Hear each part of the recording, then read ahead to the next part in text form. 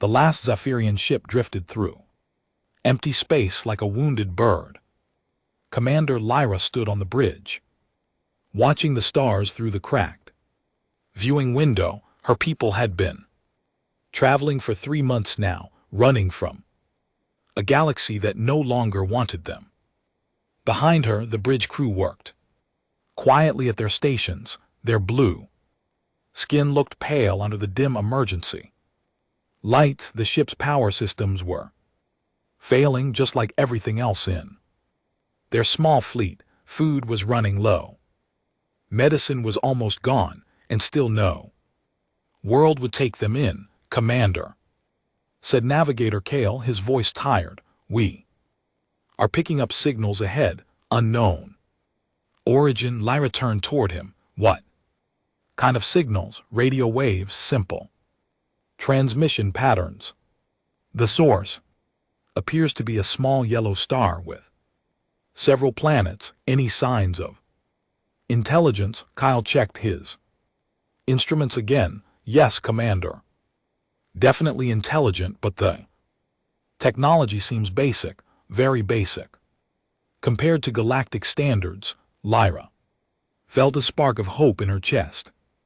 Maybe, just maybe, these beings would not know about the accident. Maybe they would not know that the Zephyrians were exiles cast out by the Galactic Council for destroying 3 star systems.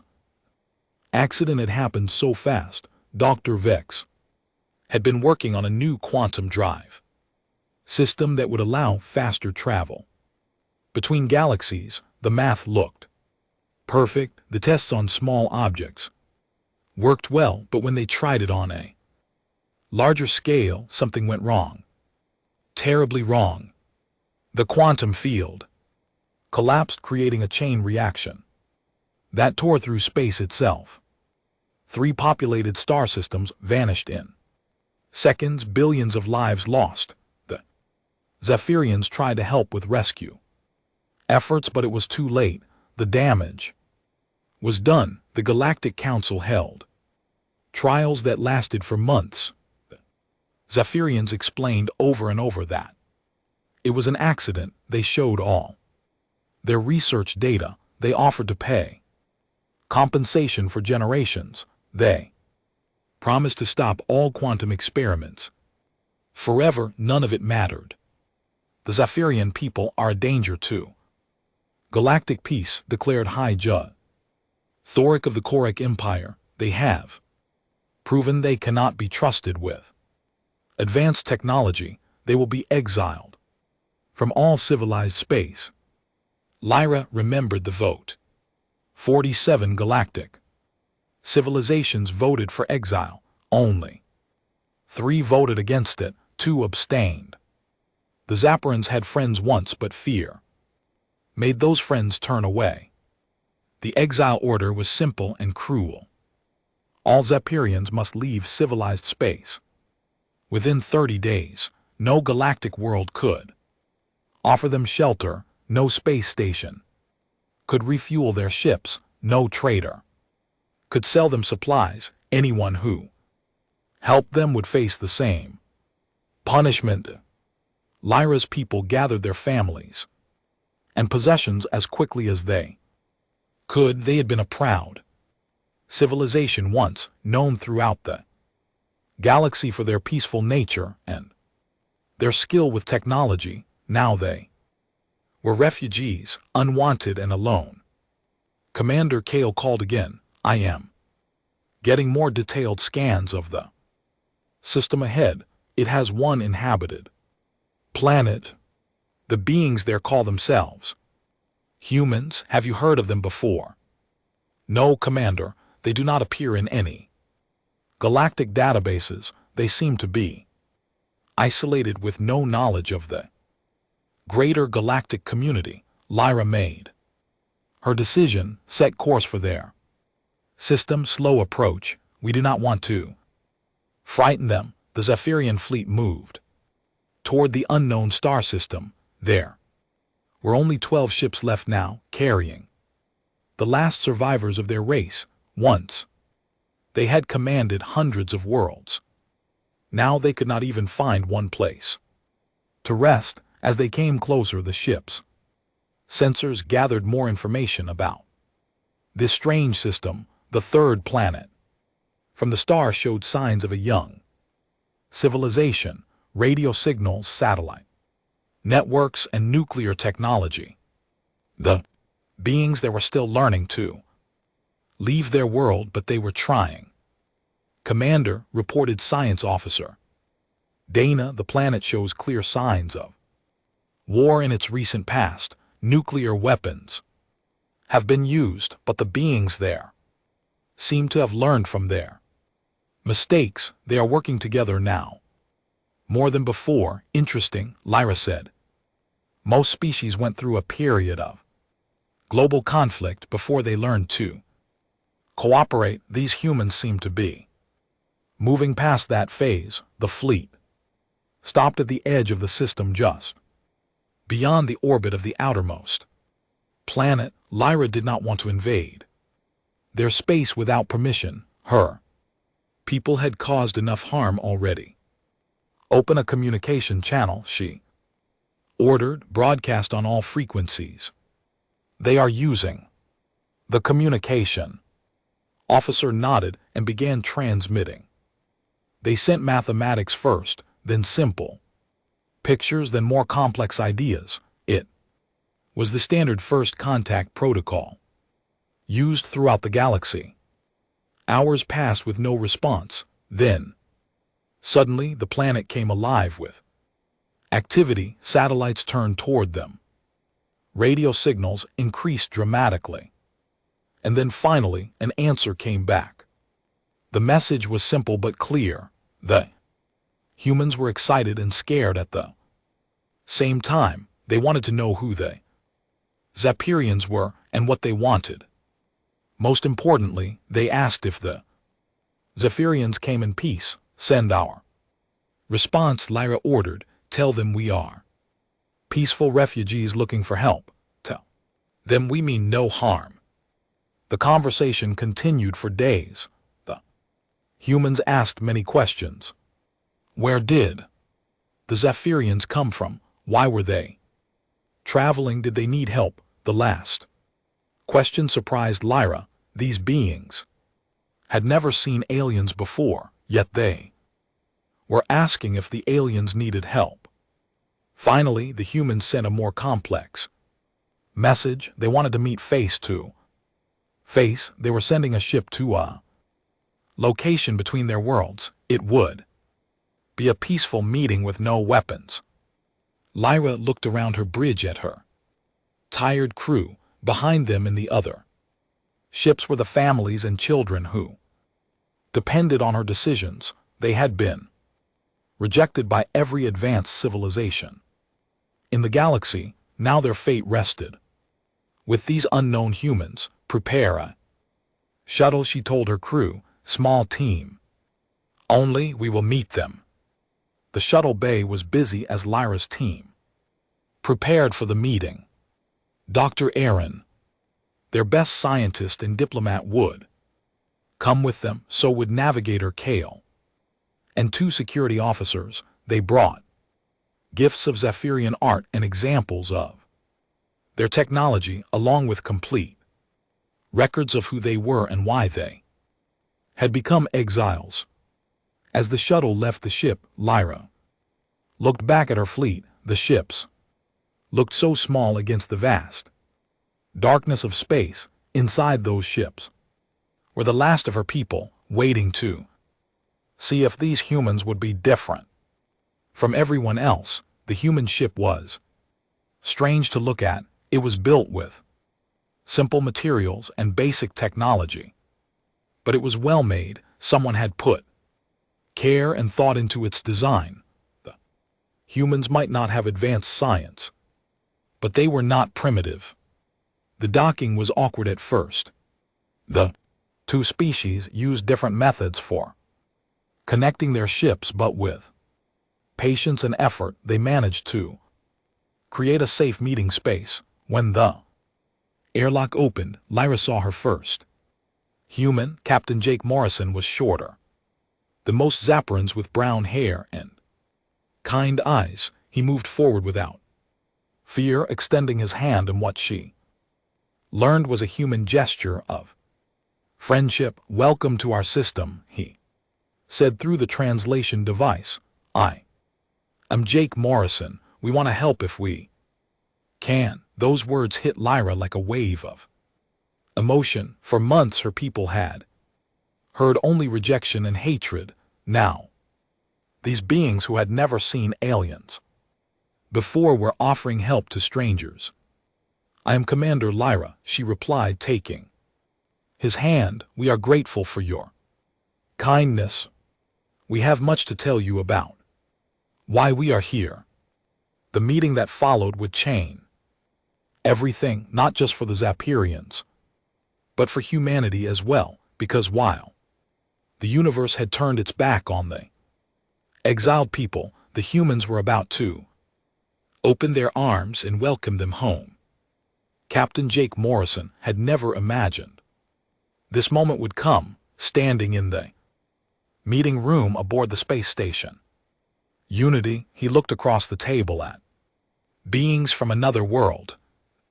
Zephyrians sat quietly, their blue skin pale with exhaustion, their large eyes filled with hope and fear. Dr. Lisa Grant leaned forward in her chair, her tablet ready to record everything. As Earth's leading expert on alien life, she had dreamed of this day for years, but she had never expected the first aliens humanity met would be refugees running from their own galaxy.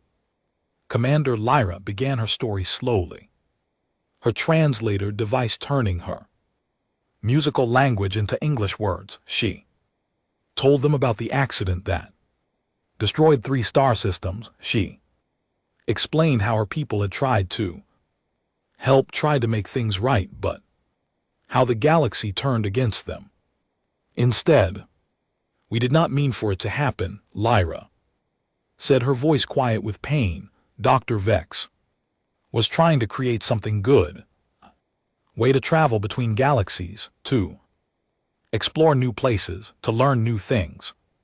But the math was wrong, or maybe the universe works differently than we thought." The quantum field collapsed and everything just ended. Jake felt his chest tighten as he listened. He had seen the recordings. Lyra showed them, whole star systems vanishing in seconds, billions of people gone. The scale of the disaster was beyond anything humans had ever experienced. "How many of your people survived?" asked Dr. Grant. "We had a population of 8 billion across 47 worlds," Lyra replied. "Now we have 3 million, all in these 12 ships. Everyone else was in the affected systems or died in the chaos that followed." The silence in the room was heavy. Jake looked at his team. General Sam Brooks sat with his arms crossed, his face showing the careful expression he wore when thinking about military threats. Colonel Amy Foster took notes on her tablet, already thinking about logistics. Dr. Lisa Grant looked like she might cry. "The galaxy refused to help you?" Jake asked. "Worse," said Dr. Aaron, the Zephyrian scientist. "They declared us a threat. The Galactic Council voted to exile us from all civilized space. No world can give us shelter, no station can refuel our ships, no trader can sell us food or medicine. Anyone who helps us becomes an exile too." "That's not right," Jake said before he could stop himself. "You made a mistake. But it was an accident. People should help you, not punish you." Commander Lyra looked surprised. "You think so? Most of the galaxy believes we are too dangerous to exist near civilized worlds." "Most of the galaxy" sounds like they forgot what it means to be civilized, Jake replied. General Brooks cleared his throat. "Captain Morrison, we need to think carefully about this situation. we know nothing about galactic politics. If we help these people, we might make enemies of powerful civilizations. With respect, General Jake said, I've seen their ships, I've seen their children. These people are dying out. There, we can't just turn them away. Dr. Grant spoke up. The medical data they've shared shows severe malnutrition. In their population, their children are getting sick from lack of proper food. Some of their elderly are dying from treatable conditions because they don't have the right medicines. We have been traveling for 4 months now, Lyra explained. Our ships were damaged when we left. We cannot repair them properly. Without resources, we cannot buy. Our hydroponic systems are failing. Our medical supplies are nearly gone. Navigator, who had been quiet until now, looked directly at Jake. We know you have no reason to trust us. We know our presence here puts you in danger. If the galaxy learns you helped us, they might turn against you too. We would not ask, but we have nowhere else to go. Our children are dying. Jake felt something twist in his stomach. These beings had traveled across space looking for help, and every door had been slammed in their faces. Now they were asking humans, people they had never met before, to risk everything to help them. What do you need? Jake asked. General Brooks started to object, but Jake held up his hand. What do you need right now, today, to keep your people alive? Food, Lyra said immediately. Medicine for the sick ones, parts to repair our life support systems. But, Captain, you should know that helping us means defying the Galactic Council. They have weapons that could destroy your entire world in minutes. Let me worry about that, Jake said. Dr. Grant, can we help with their medical problems? I think so, Dr. Grant replied, looking through her notes. Their biology is different from ours, but not so different that our medicines won't work. We can adapt our food production to meet their nutritional needs. It will take some work, but it's possible. Colonel Foster, what about repairs? From what I've seen of their ships, our manufacturing systems can produce most of what they need, Foster replied. Materials are common enough. The designs are more advanced than ours, but not impossibly so. General Brooks looked uncomfortable. Captain, you're talking about committing Earth to a course of action that could lead to war with civilizations we know nothing about. Maybe, Jake agreed, but General, look at them. Really look at them. These are not invaders or threats. These are families with children who need help. When did humans ever turn away from people in need? The room fell quiet. Again, Jake could see the conflict. Everyone's faces. This was not what anyone had expected when they planned for first contact with aliens. They had prepared for invasions or peaceful exchanges with powerful civilizations. They had never thought about refugees. There is something else you should know, Dr. Aaron said quietly. If you help us, we can share our technology with you. Not weapons or anything dangerous, but clean energy, medical advances, space travel improvements, things that could help your people. We're not asking for payment, Jake said quickly. It would not be payment, Lyra replied. It would be partnership, two peoples working together, sharing knowledge, helping each other grow. That is how civilization should work. Dr. Grant leaned forward. Their quantum technology could revolutionize our energy production. Their medical knowledge could eliminate most diseases. Their space drives could let us explore the galaxy in ships that don't take years to reach other stars and their enemies. Become our enemies, General Brooks reminded them. Their enemies are people who punish refugees instead of helping them. Jake replied, I'm not sure those are the kind of people we want as friends anyway. Commander Lyra stood up.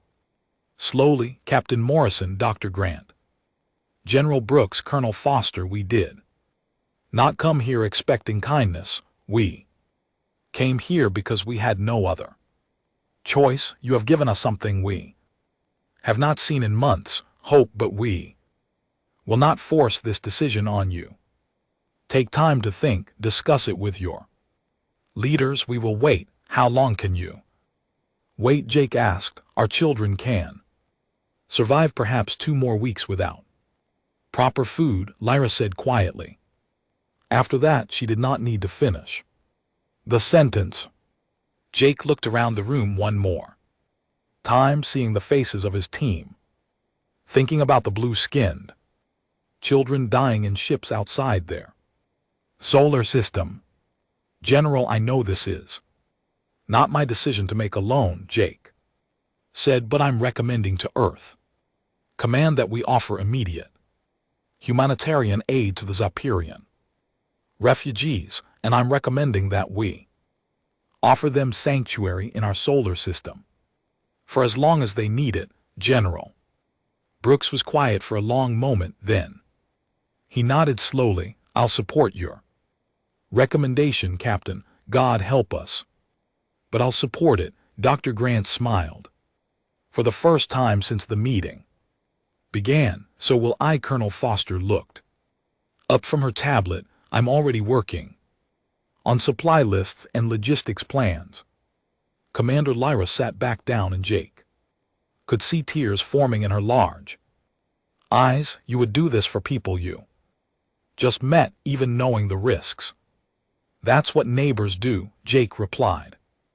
They help each other. Welcome to the neighborhood. The news reached the Galactic Council faster than anyone expected. Ambassador Krex of the Korak Empire stood before the massive holographic display in the council chambers, his scaled face twisted with anger. The image showed human ships docking with Zapirian vessels, transferring supplies and medical aid.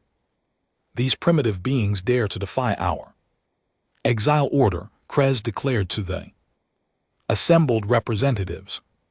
The humans of Earth have given shelter to the criminals we cast out. This cannot be allowed. High Counselor Vorth of the Altarian Federation nodded agreement. The humans are new to galactic affairs. Perhaps they simply do not understand the severity of the Zephyrian threat.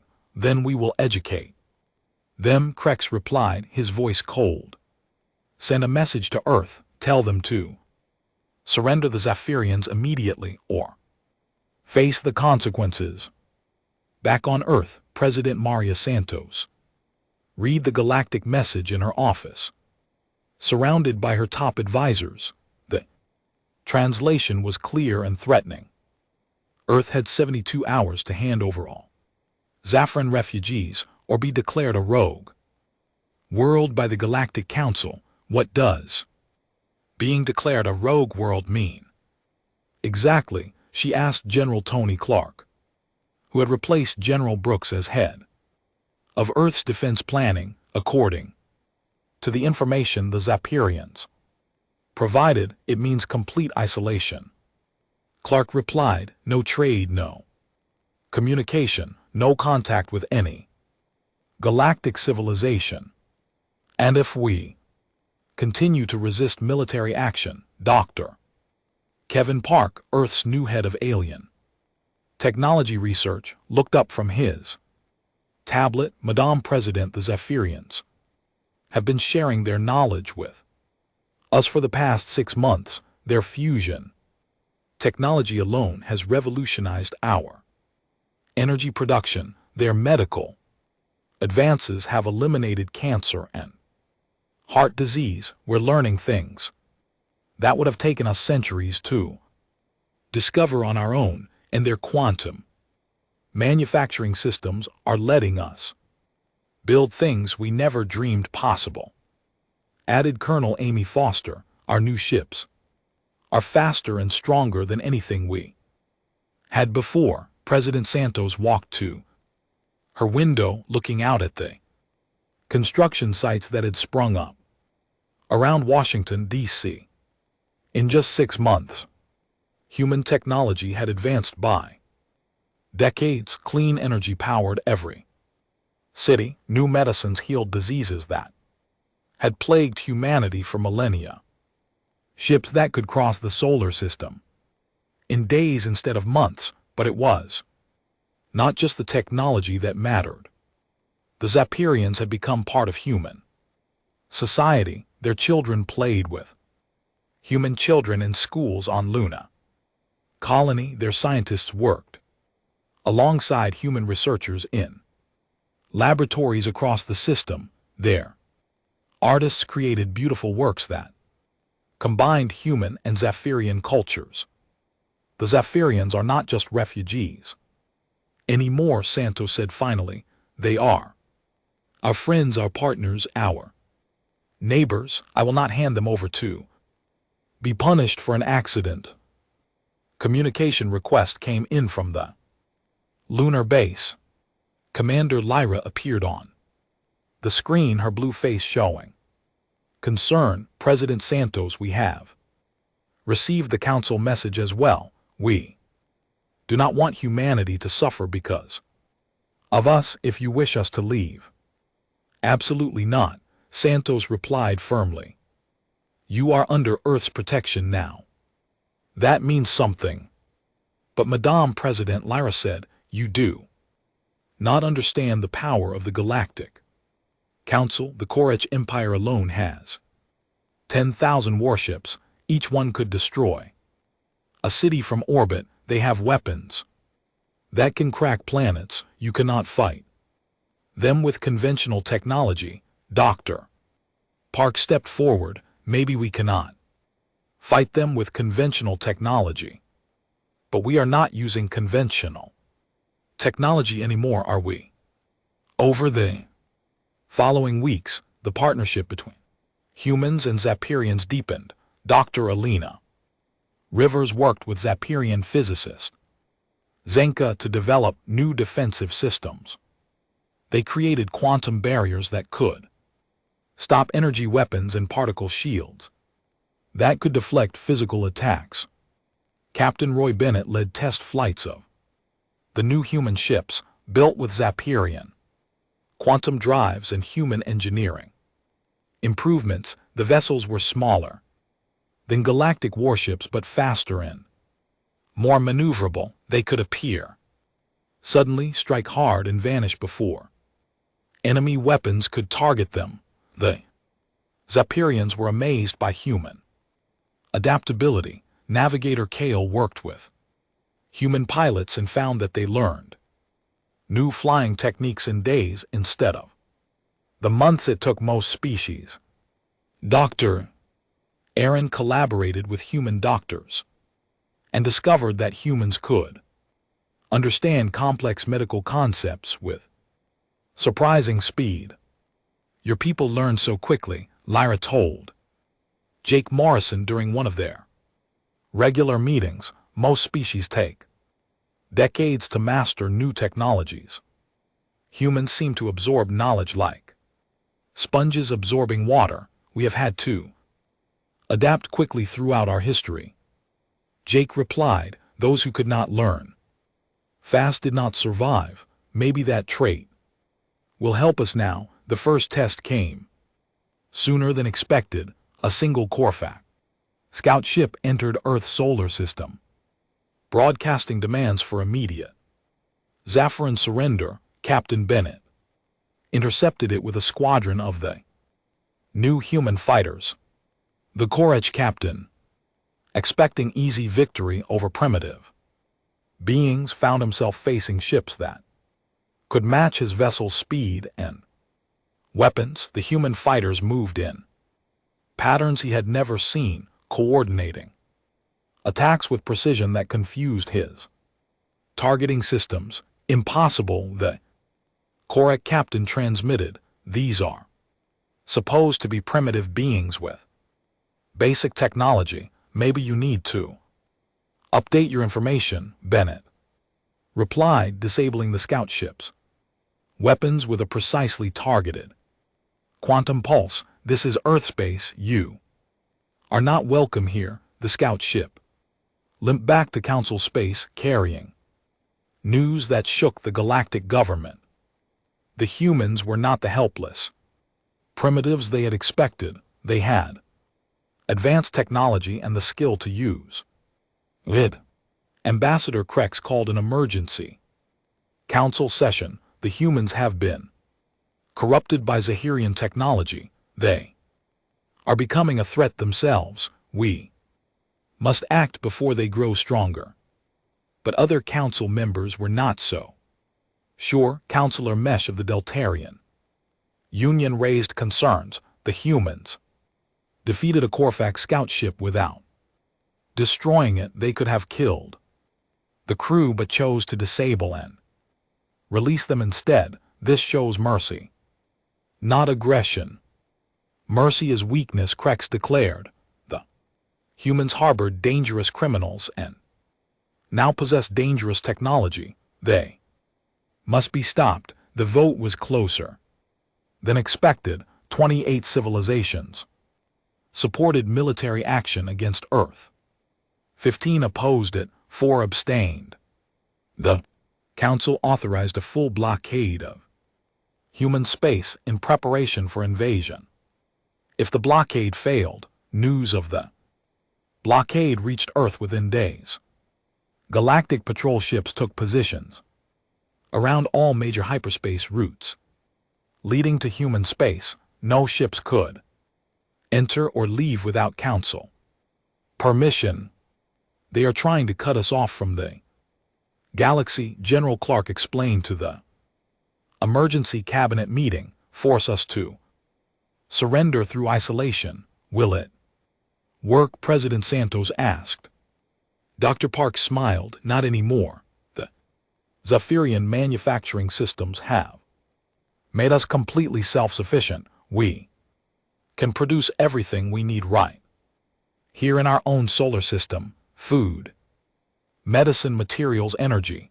The blockade cannot hurt us, but the isolation had another effect. Word began to spread through the galaxy about the humans who had welcomed refugees when no one else would, about the species that shared their technology freely and defended the helpless against overwhelming odds. On the vegan colonies, workers talked about the human example during their break periods. On Centauri stations, traders discussed the strange new species that valued compassion over profit. On worlds across the galaxy, people began to ask questions about the Galactic Council's treatment of the Zephyrians. A message arrived at Earth from an unexpected source. The free colonies of the Outer Rim, a group of independent worlds that had never joined the Galactic Council, sent greetings to humanity and offered to establish trade relationships despite the blockade. More messages followed. The Democratic Republic of New Alter expressed interest in human medical technology. The Peaceful Alliance of Vega Prime offered to share agricultural techniques. Dozens of smaller civilizations reached out, curious about the species that dared to defy the Council. The blockade is backfiring, Commander Lyra observed during a strategy meeting. Instead of isolating you, it is making you famous. People across the galaxy are talking about human courage and Zephyrian human cooperation. Jake Morrison looked at the star charts showing friendly civilizations throughout the galaxy.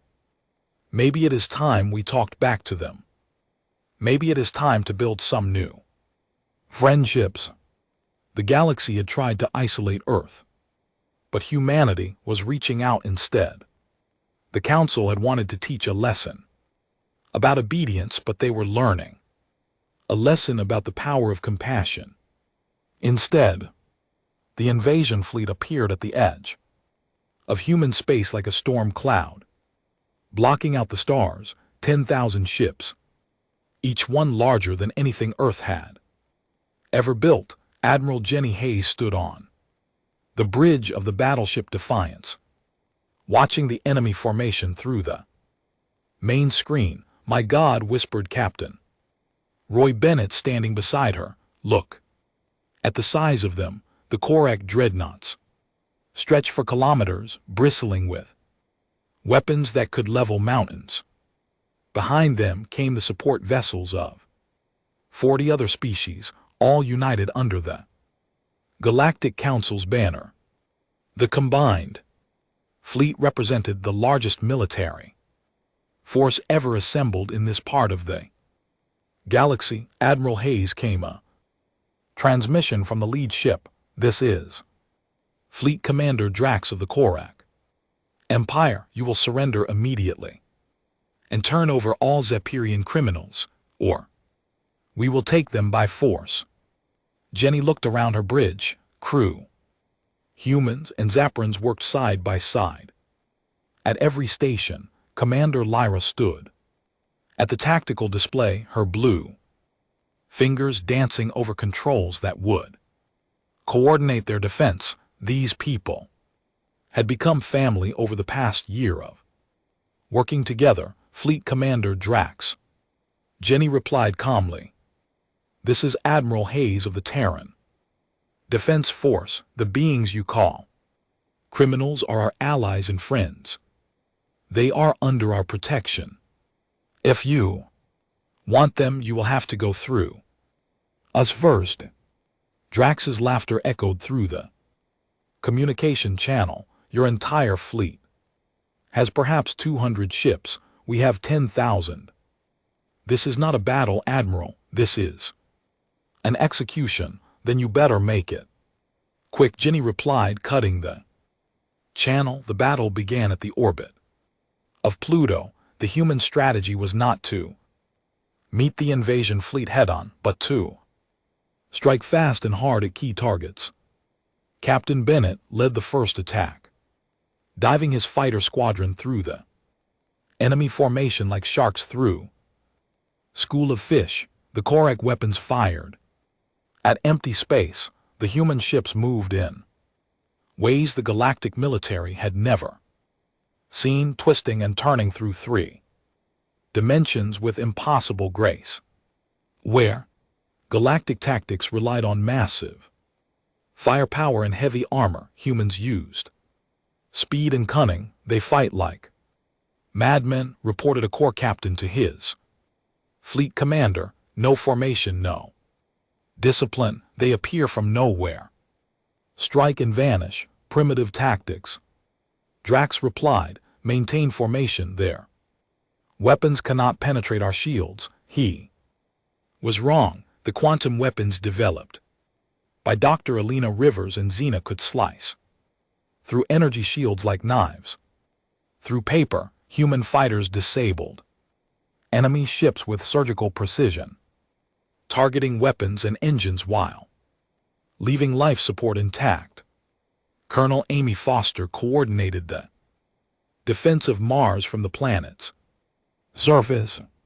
The red planet had been turned into a fortress over the past year, covered with quantum barriers and defensive installations. When the Council ships tried to land invasion forces, they met resistance they had never imagined. Human soldiers fought with a ferocity that shocked their enemies. They used the Martian terrain like a weapon, appearing from hidden tunnels and disappearing into dust storms. They coordinated attacks with timing that seemed impossible, striking multiple targets simultaneously across thousands of kilometers. The human ground forces are unusual, reported General Corps to the invasion. Command, they do not fight like civilized soldiers, they fight like wild animals protecting their den, the space. Battle moved toward Earth as the human fleet conducted a fighting retreat. Every AU of space cost the invaders dozens of ships. The humans and Zephyrians had turned the entire solar system into a trap with hidden weapons, platforms and defensive fields that activated when enemy ships came too close. The Zephyrians fighting alongside their human allies found courage they thought they had lost forever. Dr. Aaron led a team of Zephyrian engineers who managed to disable an entire Corfac battle group by hacking their computer systems. Navigator Kale flew alongside human pilots, his ship dancing through enemy fire with grace that amazed his human wingmates. I had forgotten what it felt like to fight for something worth protecting, Kale told Bennett during a brief break between attacks. Your people have reminded us who we used to be. The turning point came during the battle for Earth's moon. Council forces expected the humans to defend Luna with everything they had. Instead, the human fleet fell back, allowing the enemy to land on the lunar surface and begin establishing bases.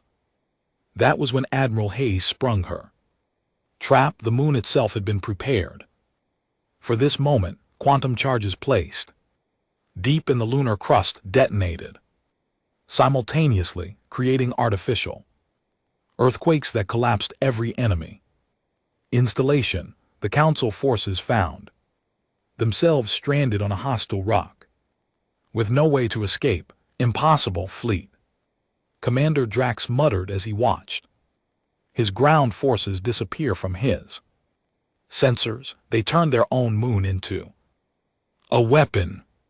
Actually, came Jenny's voice over the communication channel. We turned it into a prison. Your people are safe in the emergency shelters we built for them. They will have air and food until this war is over, but they will not be conquering anything from there. The siege of Earth lasted 3 months. Council fleets surrounded the planet, bombarding it constantly with weapons that should have cracked the world's surface. Instead, they found their attacks absorbed by quantum barriers that grew stronger under fire.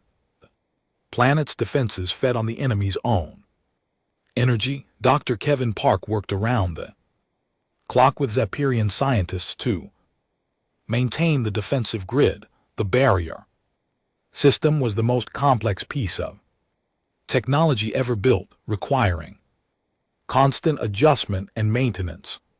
But it held protecting billions of people from weapons that could destroy worlds. The war began to spread beyond Earth's solar system. The free colonies of the Outer Rim, inspired by human resistance, declared war on the Galactic Council. The Democratic Republic of New Alter began attacking Council ships in their territory across the galaxy.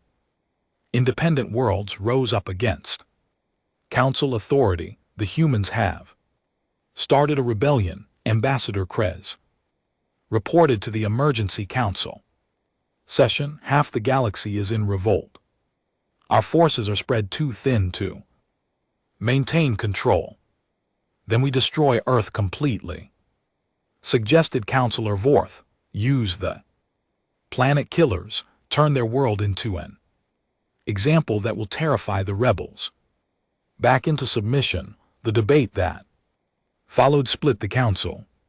Some members supported using ultimate weapons against Earth. Others argued that destroying an entire world would make them no better than the criminals they claimed to oppose. The vote was deadlocked for days. During those days, the human fleet began its counterattack. Admiral Hayes led a strike force that hit Council supply lines throughout the local Sector Captain Bennett's fighters appeared at enemy bases like ghosts, striking and vanishing before defenders could respond. Colonel Foster's ground forces liberated 3 worlds that had been under Council occupation for decades. The most shocking moment came when a human diplomatic ship arrived at the Council home world under a flag of truce.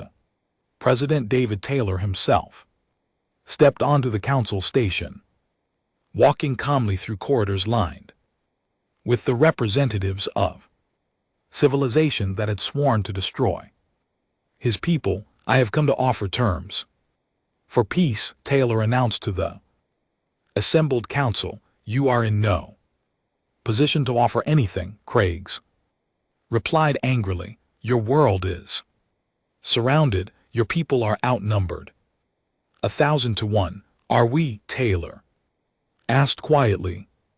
Look around you, Ambassador. Half your member worlds are in revolt. Your fleets are scattered across the galaxy fighting rebellions. Your economy is collapsing under the cost of this war, and Earth still stands stronger than ever. He was right. The Council's attempt to crush humanity had instead revealed the weakness of their own system. When they tried to use overwhelming force to solve their problems, they discovered that force alone was not enough. The example of human compassion and Zephyrian gratitude had inspired civilizations across the galaxy to question the Council's authority. What do you propose? Asked Councilor Mesh, speaking for the moderate faction. An end to the exile of the Zephyrians, Taylor replied. Recognition of Earth sovereignty and a new approach to galactic governance based on cooperation instead of domination. Never, Craigs declared. The Council will not negotiate with rebels and criminals, but other voices in the chamber disagreed. The war had cost too much and gained too little. The galaxy was bleeding, and many Council members were ready to stop the bleeding. The final battle came not in space, but in the Council chambers themselves, where civilizations that had never questioned authority began to demand answers about why they were fighting people who only wanted to help refugees. The vote that ended the war was not won with weapons, but with words and the simple human belief that doing the right thing was worth any cost. 5 years had passed since the first Zahirian ship appeared at the edge of human space. Now Admiral Jake Morrison stood on the bridge of the Alliance flagship Freedom, leading the largest fleet in galactic history toward the Council's home system. But this was not an invasion fleet, it was a liberation force. Behind him, ships from 100 different worlds flew together under the banner of the Democratic Alliance. Humans and Zephyrins served side by side with vegans, Alarians, Centurions, and dozens of other species that had joined their cause. The galaxy that had once rejected the Zephyrian refugees now rallied behind the principles of compassion and justice. Admiral, reported Captain Lisa Barnes from the communication station, we are receiving surrender requests from 12 more Council worlds. They want to join the Alliance. Jake nodded. The war had changed everything. What began as punishment for harboring refugees had become a galaxy-wide revolution against tyranny. The Galactic Council, once the supreme authority in civilized space, controlled fewer than 50 worlds now. Most of their former territory had either joined the Alliance or declared independence. Commander Lyra, now an Alliance admiral, herself worked at the tactical display. Her people had found their courage again, fighting alongside humans to defend not just themselves but all those who suffered under Council rule. The Zapirians had become some of the Alliance's best diplomats, using their own story of exile and redemption to convince other species to join the cause. Enemy fleet detected ahead, announced Lieutenant Tom Parker. 30 Corfac dreadnoughts plus support vessels. They are taking defensive positions. Around the Council station, Jake looked at the tactical display. The Council's home base was a massive space station that had served as the center of galactic government for over 1,000 years. Now it was the last stronghold of a dying regime defended by the remnants of the once mighty Korak Empire. Open a channel to Fleet Commander Drax, Jake ordered. The Corfac commander's scaled face appeared on the main screen. He looked older than during their first meeting, worn down by years of losing battles against an enemy he still did not fully understand. Admiral Morrison, Drax said, his voice tired. I suppose you have come to gloat over your victory. No, Commander, Jake replied. I have come to offer you the same thing we offered the Zafarans 5 years ago, a chance to start over, a chance to be part of something better. Drax's laugh was bitter. You would trust the people who tried to destroy your world? We trusted the people who accidentally destroyed 3-star systems, Jake answered. Everyone deserves a second chance, even you. The Corfac commander was silent for a long moment. Around him, Jake could see other Korak officers listening to the conversation. Their faces showed the same exhaustion their commander felt.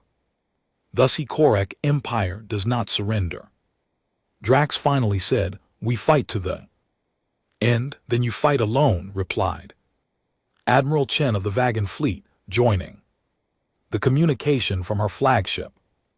Most of your allies have already switched sides. Your home worlds are declaring independence. Your own people are tired of this war. It was true.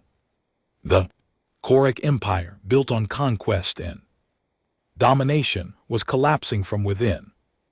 Korak colonies that had been forced to serve the Empire for centuries were declaring their freedom. Even on the Corfac home world, there were reports of civilians protesting against the endless war. President David Taylor's voice came over the communication system from Earth. He had been re-elected twice since the war began, leading humanity through its transformation from a single planet species to the founders of a galactic alliance. Fleet Commander Drax Taylor said, 5 years ago, your people voted to exile the Zephyrians.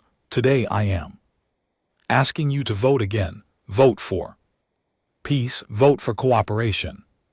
Vote for a galaxy where species help each other instead of hurting each other. Council station's defenses powered down. Suddenly, on the main screen, Drax turned to look at someone off camera. Angry voices could be heard in the background, speaking in the Corfac language. It seems my officers have made the decision for me, Drax said when he turned back to the screen. The Corsac fleet will not fire on the Alliance. We are tired of fighting people who only want to help others. The final approach to the Council station was unlike any military operation in galactic history. Instead of boarding parties and assault troops, the Alliance sent diplomats and aid workers. Dr. Alina Rivers, now head of Alliance Medical Services, led teams to treat wounded Council personnel. Captain Roy Bennett, commanding the Alliance Escort Squadron, provided safe passage for Council civilians who wanted to leave. The Council chamber itself had changed dramatically. Where once 47 Species had voted to exile the Zephyrians, now only 12 frightened. Representatives remained. Ambassador Crack sat alone at the Korek delegation table, his empire reduced to a few dozen. Worlds, Jake Morrison walked into the chamber flanked by Admiral Lyra and President Taylor. They wore no weapons and brought no guards. Behind them came representatives of the 100 worlds that made up the Democratic Alliance. But they came as equals, not conquerors. The Galactic Council is finished, KX declared when he saw them. Are you satisfied with your revenge? This is not revenge, Taylor replied, taking a seat at the central podium. This is reform. The galaxy needs government, but it needs government that serves the people, not the other way.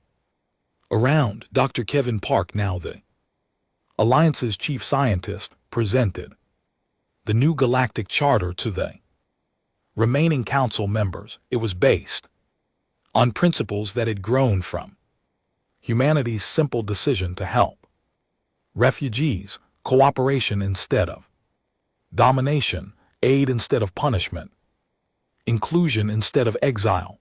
The Democratic Alliance of Worlds will be open to any species that wants to join. Park explained, members will have equal votes regardless of their size or power. No species can be exiled without trial by their peers, and any being seeking refuge will find sanctuary in Alliance space.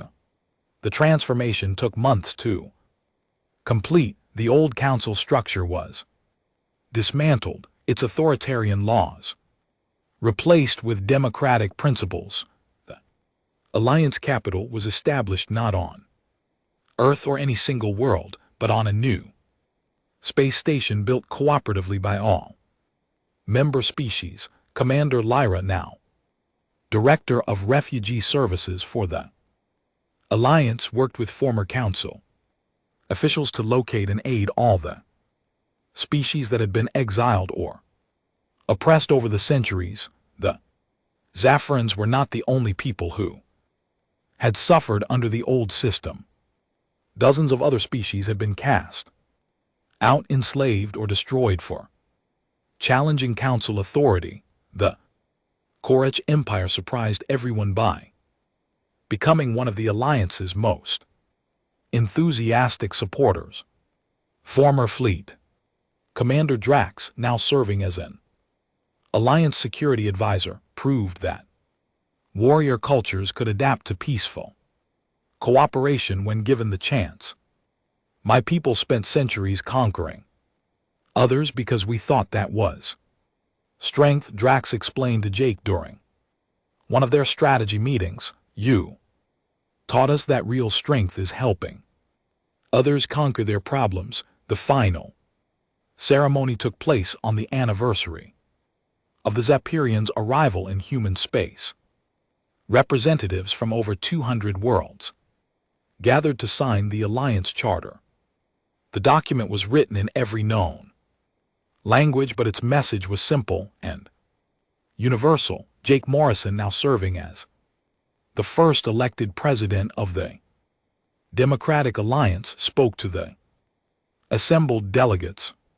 Behind him stood Admiral Lyra and the other Zahirian leaders who had found new hope among the humans. 5 years ago, Jake said, a small fleet of refugees appeared at our doorstep. They had been cast out by the galaxy, condemned for an accident they never meant to cause. We could have turned them away like everyone else did. Instead, we welcomed them home. He paused, looking out at the delegates from hundreds of worlds. Today, we welcome everyone home. In the Alliance, there are no exiles. There are no unwanted people. There are only neighbors helping neighbors, species working together, and civilizations building something better than what came before. The universe had turned its back on the Zephyrians, but humans had welcomed them. In return, the Zapirians had helped humanity transform not just their own world but the entire galaxy.